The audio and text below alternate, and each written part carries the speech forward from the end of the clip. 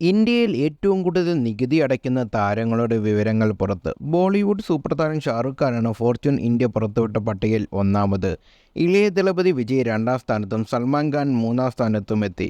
മലയാളത്തിൽ നിന്ന് മോഹൻലാലും പട്ടികയിൽ ഇടം പിടിച്ചിട്ടുണ്ട്.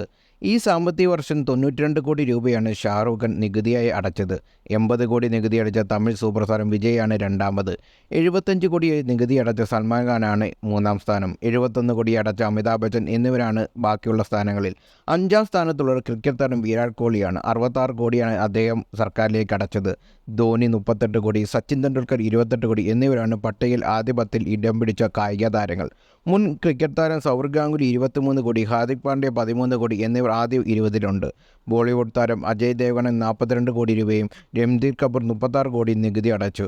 പട്ടികയിലുള്ള മറ്റു വിവരങ്ങൾ. കൊമേഡിയൻ കപിൽ ശർമ്മ 26 കോടി, കരീന കപൂർ 20 കോടി, ഷാഹിദ് കപൂർ 14 കോടി, കത്രീന കൈഫ് 11 കോടി, മോഹൻലാൽ 14 കോടി, അല്ലു അർജുൻ 14 കോടി, കിയാര അദ്വാനി 12 കോടി, പങ്കജ് ത്രിപാഠി 11 കോടി, അമീർ ഖാൻ 10 കോടി.